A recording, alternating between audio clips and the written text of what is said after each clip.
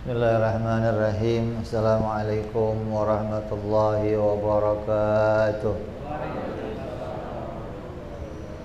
Al-Fatihah ila ruhi sayyidina wa habibina wa syafi'ina Rasulillah Sayyidina Muhammad ibn Abdillah sallallahu alaihi wa ala alihi wa sahbihi azwajihi wa dhurriyyatihi.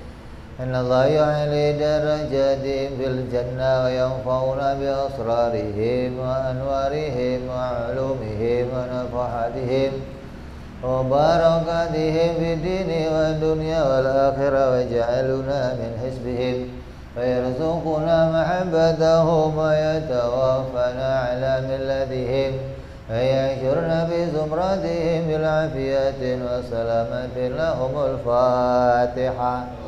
أعوذ بالله من الشيطان الرجيم بسم الله الرحمن الرحيم الحمد لله رب العالمين الرحمن الرحيم مالك يوم الدين إياك نعبد وإياك نستعين اهدنا الصراط المستقيم صراط الذين أنعمت عليهم غير المغضوب عليهم ولا الضالين آمين Bismillahirrahmanirrahim. Nawaitu ta'alluma wa ta'lima wa tadhakkura wa tadhkira wa naf'a wal intifa'a wal ifadata wal istifadata wal hitha ala tamassuki bi kitabillahi wa sunnati rasulillah sallallahu alaihi wasallam wa du'a ilal huda wa dilalata alal khairi ibtigha'a mardatihi wa qurbihi wa thawabihi wa husnil khatimah ma'al lutfi wal afiyah wa salahil akibah. Bismillahirrahmanirrahim. Alhamdulillahi rabbil alamin. Salatu wassalamu ala ashrafil anbiya'i wal mursalin Sayyidina wa habibina wa syafi'ina wa maulana Muhammadin wa ala alihi wa sahbihi ajma'in, amma ba'du.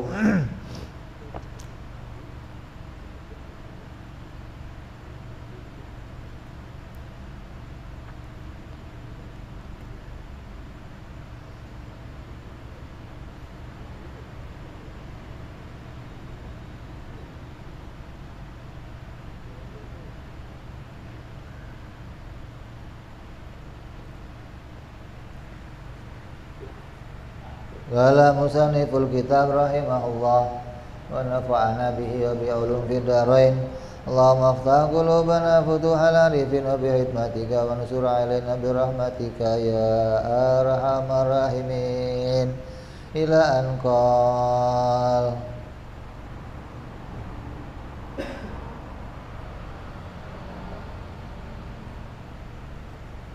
sampai hikmah yang ke 92. Asitru ala qismain. Penutup itu ada dua macam.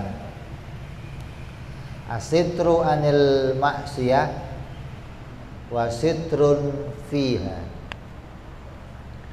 Fal amma yatlubuna minallahi ta'ala asitra fiha khasyatan suquti martabatihim indal khalq, wal khassah yatlubuna sitra anha khasyatan suqutihim min nadharil malikil haq.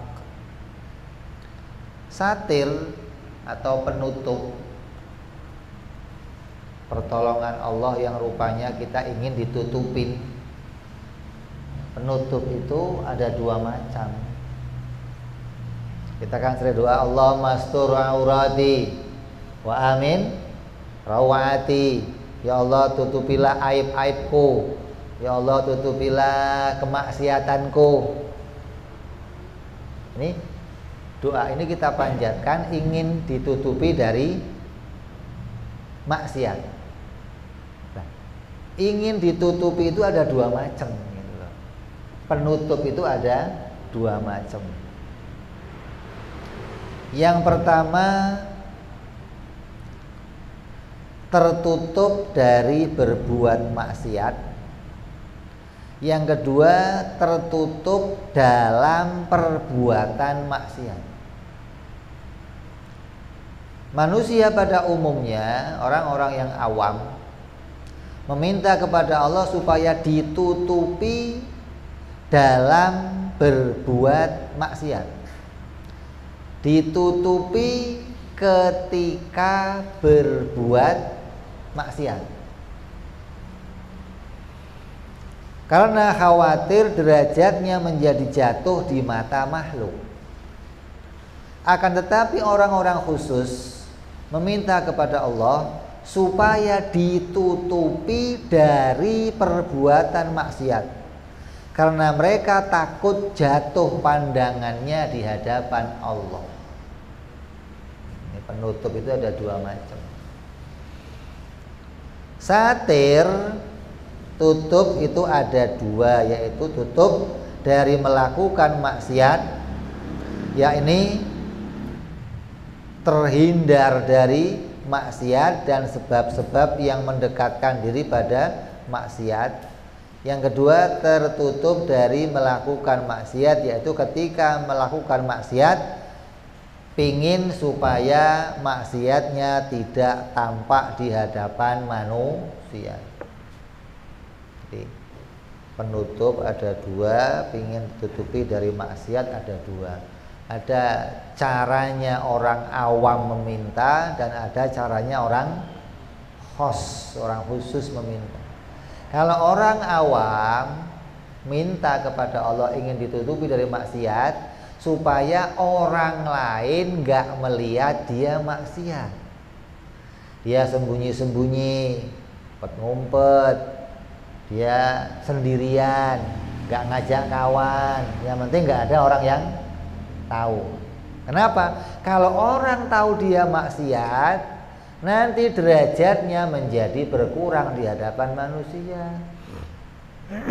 Yang biasa ngasih sembako putus sembakonya, yang biasa ngasih jatah mingguan putus mingguan. Kenapa? Gara-gara ngelihat maksiat. Maka dia minta kepada Allah, ya Allah, tutupi auratku ya Allah, tutupi aibku ya Allah, tutupi kemaksiatanku ya Allah, agar orang gak melihat saya maksiat, agar orang gak tahu kalau saya maksiat.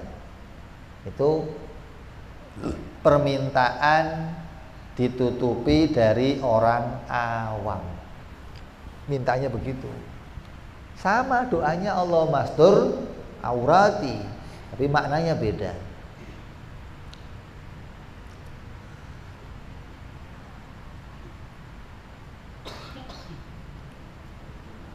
Ketika orang awam melakukan maksiat, mereka tidak takut kepada Allah.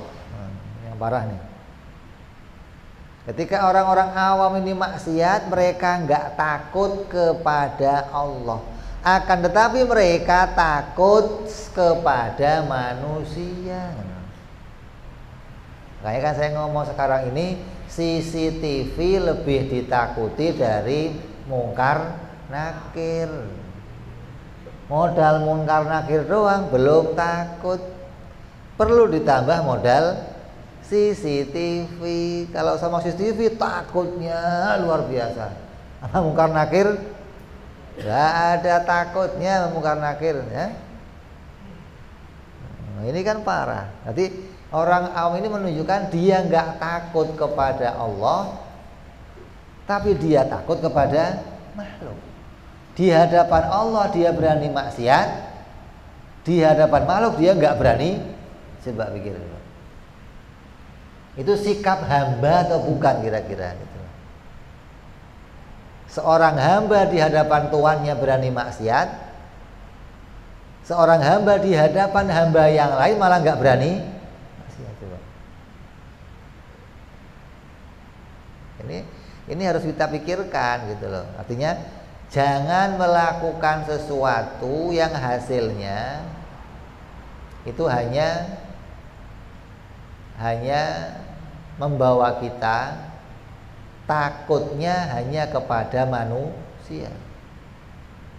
Enggak sampai kita menjadi orang yang takut kepada Allah Subhanahu wa taala. Kan harusnya kita paling takut kepada Allah. Artinya kemaksiatan apapun yang kita kerjakan ya kita pingin maksiat itu mendapat ampunan dari Allah. Lah orang awam kadang nggak begitu, mereka nggak mikir itu, mikirnya ini kalau sampai diketahui orang, waduh bahaya ini. Karena derajat dan harga dirinya akan jatuh dari pandangan manusia. Mereka bersandar kepada selain Allah. Orang awam seperti ini dinamakan orang yang syirik khafi. Bahayanya. Allah tidak akan mengampuni orang-orang yang berbuat syirik. Allah berfirman, yastahfuna minan nas wa la yastakhfuna minallahi wa huwa ma'ahum. Mereka orang-orang ini bisa jadi orang-orang munafik, sembunyi dari sesama manusia tetapi tidak sembunyi dari Allah, padahal Allah bersama mereka.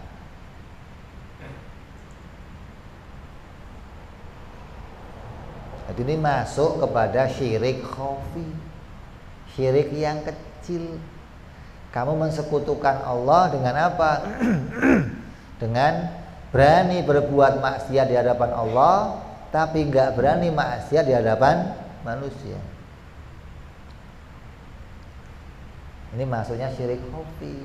Jadi kita ini kadang takut, mau ngelakuin ini takut, mau ini nggak berani takut, takutnya kepada manusia. Giliran sepi, nggak ada kawannya, nggak ada orang, wah bebas, kita ngelakuin apa aja. Nanti ini orang yang demikian pandangannya kepada Allah hilang. Ini kesyirikannya begitu.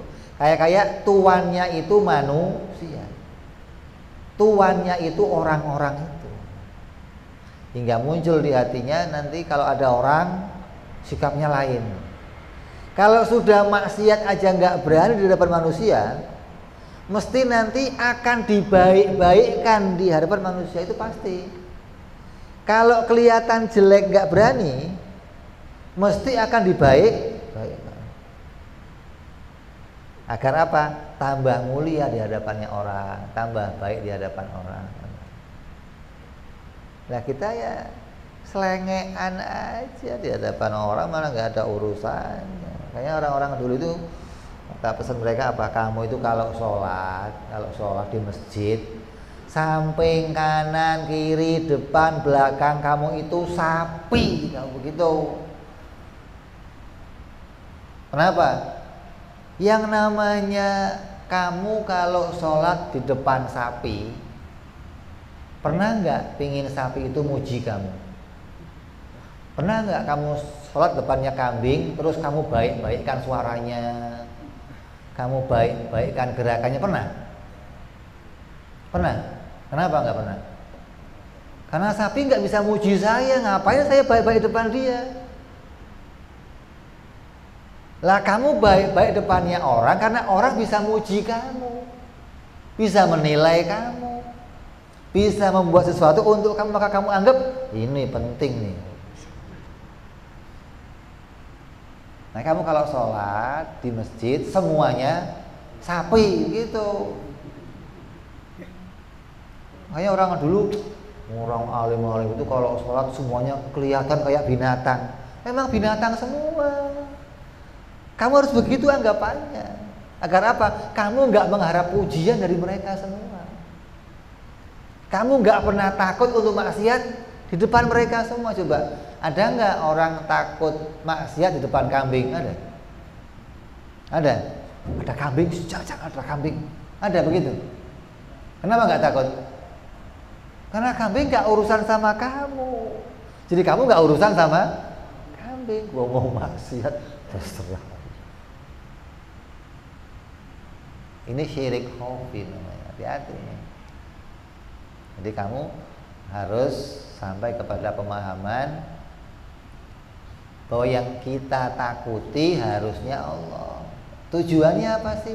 Tujuannya pingin mendapatkan kemuliaan dari manusia, takut kehilangan kemuliaan dari manusia. Jadi tujuannya ya udah jauh. Ini menunjukkan betul-betul orang-orang amah, orang-orang awam yang kayak kita ini. Akan tetapi orang khusus minta ditutupi kepada Allah itu agar mereka dihalangi berbuat maksiat. Beda nih. Doanya sama-sama, Allahumma astur aurati, Allah sitir, tutupi kami ya Allah dari kemaksiatan. Kalau orang alim, tutupi itu maksudnya, ya Allah mudah-mudahan keinginan maksiat ini jangan dimunculkan lagi ya Allah, gitu loh. Kalau Allah menutup keinginan ini, selesai, nggak pengen maksiat kamu. Kamu pengen maksiat karena muncul keinginannya, gitu loh. Hah? Ada cewek lewat, pahanya putih. Itu antara dua, kamu lihat apa enggak, lihat apa enggak, lihat apa enggak. Karena muncul keinginan untuk melihat, gitu loh. Tinggal kuatnya kamu ngelawan, gitu loh. Lah kalau orang-orang alim, wali-wali, keinginan ngelihatnya enggak ada, pinginnya nutupin. Kalau kamu kan enggak pengennya bukain, ya Allah. Kayak tinggi amat tutupnya ini, pendekin dikit aja. Kalau mereka nggak pengennya nutupin, artinya keinginan maksiat nggak muncul di hatinya, gitu loh. Ada arak, nggak pingin minum arak. Ada orang judi, nggak pingin ikut judi. Ada orang lihat pertunjukan, lihat acara, lihat, dia nggak pengen. Memang keinginannya nggak muncul, gitu loh. Itu namanya ditutupi oleh Allah dari berbuat maksiat. Hingga nggak punya keinginan, nggak muncul kemauannya untuk berbuat maksiat. Ini yang diminta oleh orang alim begitu. Allahumma astur aurati, ya Allah, tutupi aku dari kemaksiatan. Makanya beda nih, sama-sama tutupi aku dari kemaksiatan. Yang satu pahamnya agar orang lain nggak lihat, ditutupin, ya. Yang satu pahamnya agar keinginannya nggak terlihat, gitu loh. Keinginan maksiatnya gimana caranya, ya Allah tutupin biar saya nggak lihat. Orang kalau sudah jenuh, boring, stres, yang muncul keinginan maksiat, sana. Itu muncul tuh di hatinya. Nah kita pingin jangan dimunculin ya Allah, gitu loh. Itu harapannya begitu orang-orang alim itu. Jadi hatinya maunya apa? Zikir, sholawat, sunnah, qasidahan, taklim, pengennya. Itu munculnya keinginan itu. Nazar. Artinya semakin hari semakin baik ibadah kamu, semakin hari semakin baik tutup yang Allah jadikan, semakin berkurang kemaksiatan yang ada di hati. Ini ada dua macam penutup.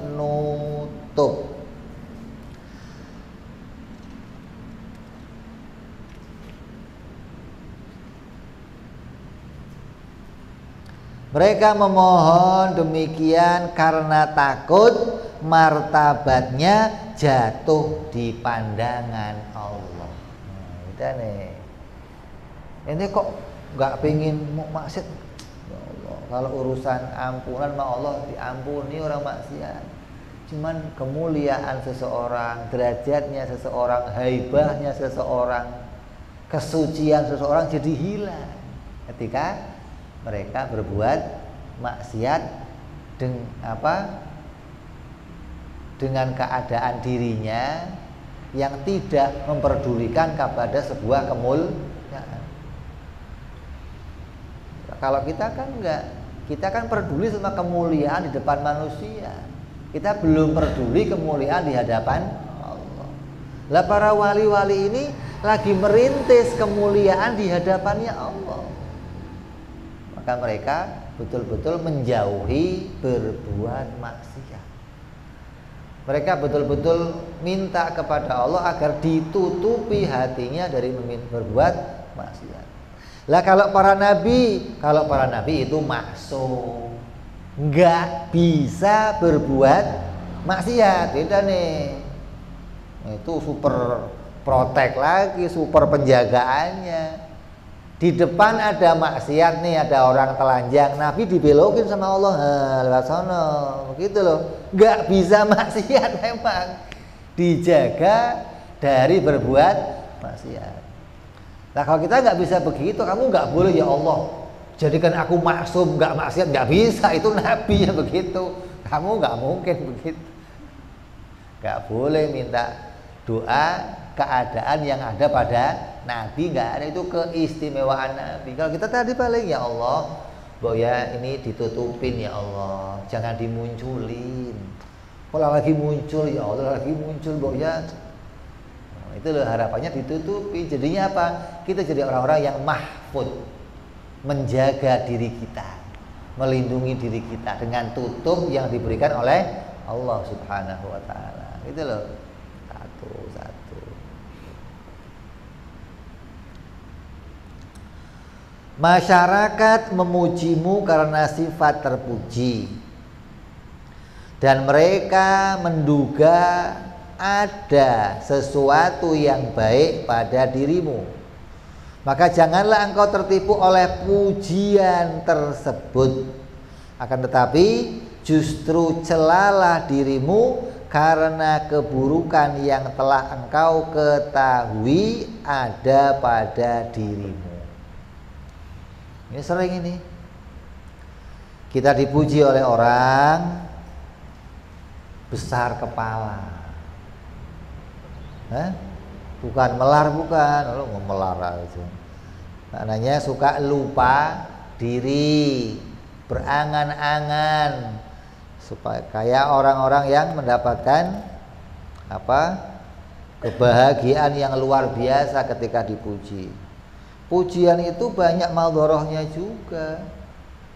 Sedikit manfaatnya, banyak maldorohnya. Besok kita cerita tuh. Pujian itu ada 4 kerugian, 2 keuntungan. Makanya muji-muji itu bukan sesuatu yang semuanya itu baik, enggak. Ada pujian yang jelek.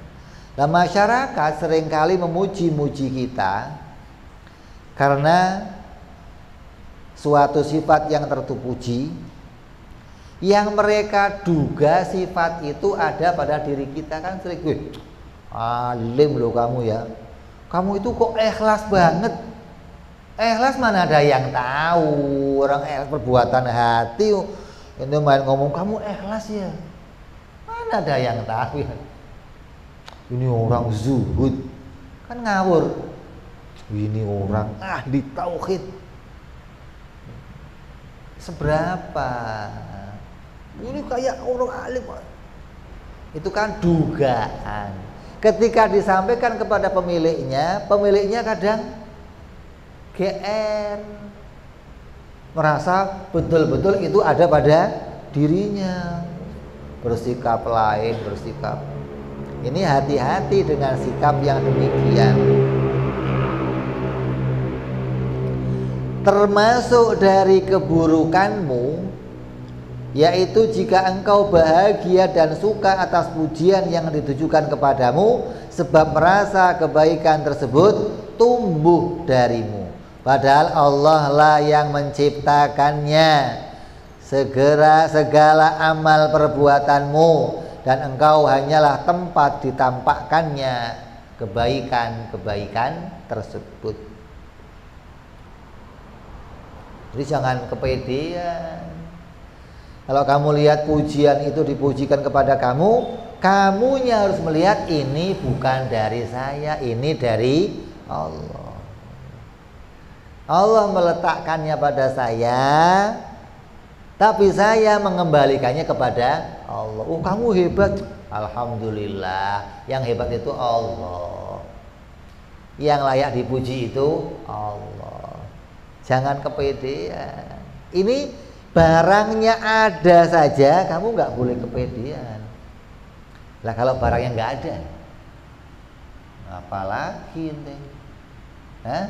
Dipuji alim padahal goblok, dipuji zuhud padahal orang-orang yang rakus, dipuji ikhlas padahal nggak punya keikhlasan, terus seneng, ikhlas saya, mantep. Itu sama aja kamu begini, mas, saya tadi nyium kentut kamu wangi banget, saya loh, edan, nggak ketambahan lagi edannya itu, sudah nggak mungkin ada kentut. Ada mungkin. Terus kamu percaya gitu, kentut kamu wangi gitu. Ini yang ngomong. Oh, edan. Jadi ada orang yang kelihatan gilanya itu ada, gitu loh. Kalau sudah ada sesuatu itu nggak ada pada kamu, kok dipujikan kepada kamu, kamunya seneng. Oh ya edan berarti kan. Udah tahu barangnya nggak ada. Kecuali kamu munafikin, kamu stres, kamu soak otaknya, kamu kawannya iblis, ya begitu tuh, dalemannya rusak gitu loh, nggak bisa melihat kenyataan, nggak bisa melihat hakikat sesuatu.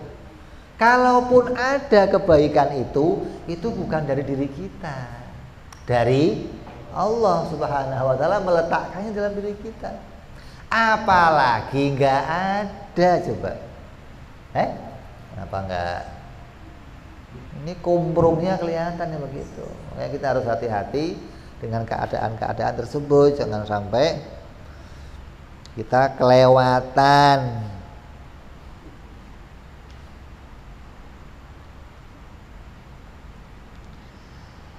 Imam Sahal Al-Tuftari mendapatkan pelajaran dari gurunya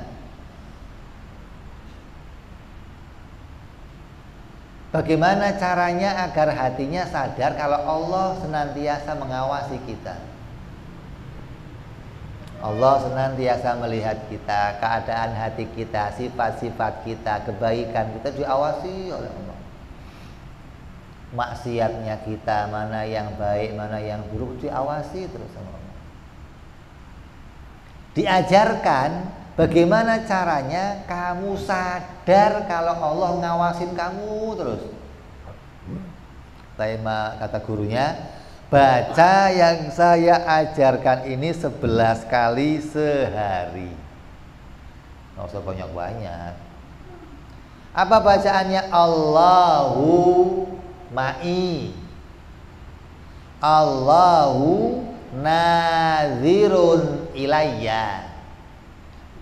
Yang ketiga, Allahu syahidun alayya. Allahu ma'i, Allah selalu bersamaku. Aku selalu bersama Allah. Allah selalu bersamaku. Allahu nadhirun ilayya, Allah selalu memandangku. Allahu syahidun alayya, Allah menyaksikan seluruh perbuatanku. Baca masing-masingnya tiap hari 11 terus. Akan menumbuhkan kesadaran kita dipandang Allah tiap waktu, dilihat Allah tiap waktu, akan menghindar dari maksiat tiap waktu. Ini resep dari Imam Sahal Al-Tuftari yang diajarkan oleh gurunya. Nabi Shallallahu Alaihi Wasallam bersabda, pada hari kiamat akan ada sekelompok manusia yang disuruh dibawa oleh satu pasukan malaikat, perintahkan giring mereka semua ke surga. Seneng gak kira-kira? Itu ditimbang amalnya, bawa ke surga. Siap-siap berangkat.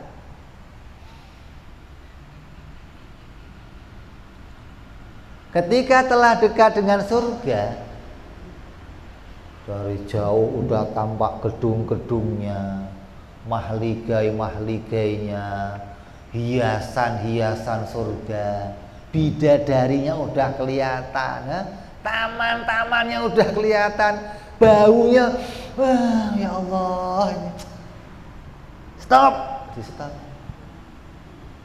Ini sudah tinggal masuk, stop.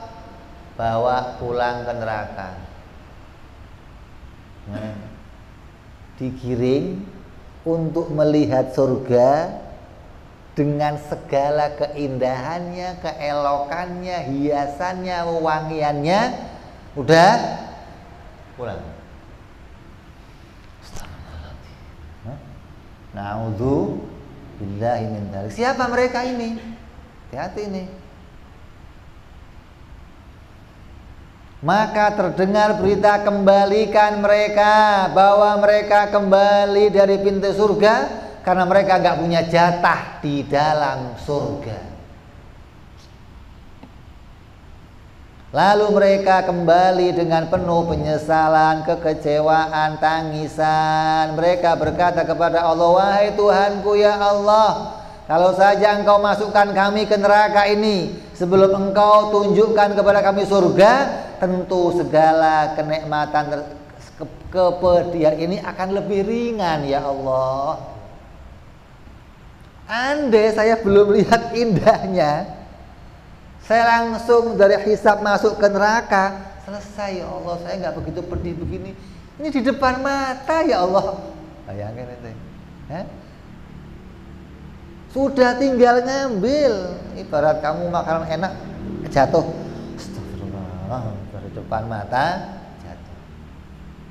Udah tinggal ngambil, hilang. Ini lebih menyakitkan dari nggak makan sekalian malah beres, malah gitu loh. Lagi senang-senangnya es krim jatuh. Tadinya waktu nggak lihat es krim malah tenang, nggak ada masalah. Begitu sudah lihat jatuh, deg-degannya lebih kencang gitu loh.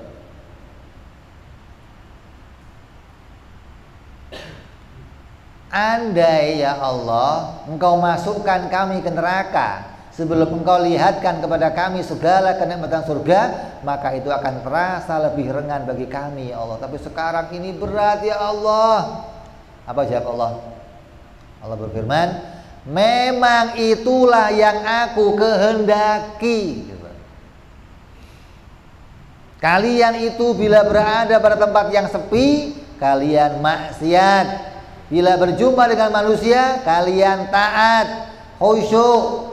Maka kalian meminta penilaian kepada manusia dari amal yang kalian kerjakan, sedangkan kalian memberikan sebaliknya kepadaku dengan hati kalian.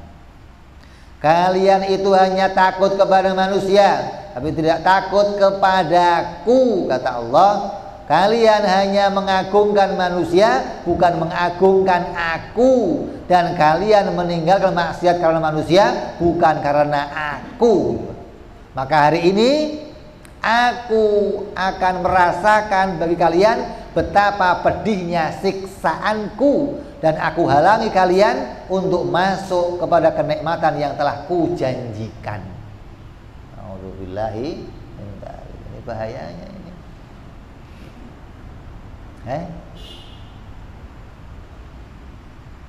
Hati jangan sampai minta perlindungan sebagaimana perlindungannya orang-orang awam. Kita harus naik, harus sampai kepada ya Allah, tutupi kemaksiatanku, jauhkan aku dari maksiat ya Allah, jadikan aku menjadi orang yang mengagungkanmu ya Allah. Bukan hanya pingin dapat keagungan di hadapannya manusia, tapi pingin dapat kemuliaan, keagungan di hadapannya Allah Subhanahu wa ta'ala. Ini bedanya orang-orang yang mengharapkan keridhaan manusia dan orang-orang yang mengharapkan keridhaannya Allah Subhanahu wa taala. Alhasil yang jadi kesimpulan bahwa seseorang akan sampai kepada beda magom, beda kedudukan karena beda tujuan. Yang satu tujuannya mengharapkan kedudukan di hadapan Allah, yang satu tujuannya kedudukan di hadapan manusia. Selama kita masih mencari kedudukan di hadapan manusia, ya selamanya kita nggak akan pernah takut kepada Allah Subhanahu wa taala. Akan takutnya kepada orang, yang diharapkan pujian dari orang, yang diharapkan pemberian dari orang. Semuanya urusannya ke orang, nggak ada yang kembali kepada Allah Subhanahu wa taala. Maka ini adalah bab sampainya kita kepada mengenali Tuhan kita Allah Subhanahu wa taala dengan pengenalan yang benar.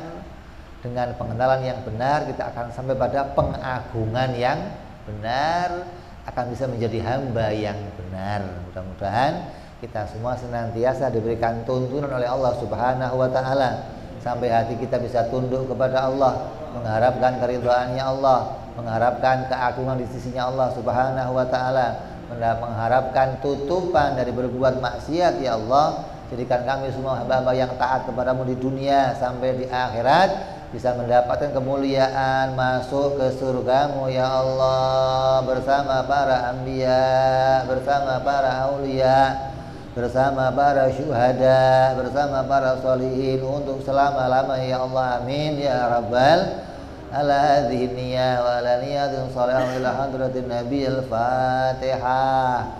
A'udzu billahi minasy syaithanir rajim. Bismillahirrahmanirrahim. Alhamdulillahi rabbil alamin arrahmanir rahim maliki yaumiddin. Iyyaka na'budu wa iyyaka nasta'in ihdinas siratal mustaqim siratal ladzina an'amta 'alaihim ghairil maghdubi 'alaihim waladdallin. Amin.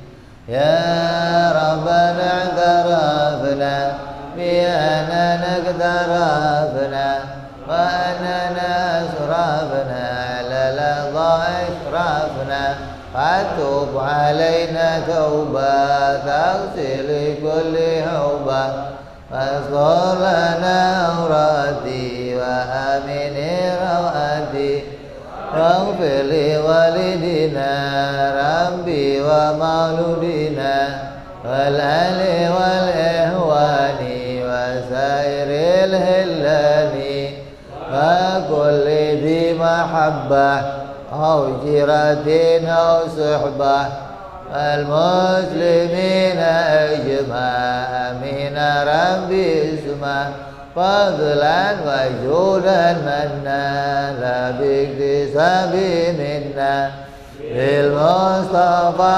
رسولنا الله بكل سولي صلى وسلم ربي عليه عند الحبي وآله وصحبه داد طاسي سحبي والحمد لله في البدء والتنهي سبحان ربك رب العزة عما يصفون وسلام على المرسلين والحمد لله رب العالمين. Assalamualaikum warahmatullahi wabarakatuh.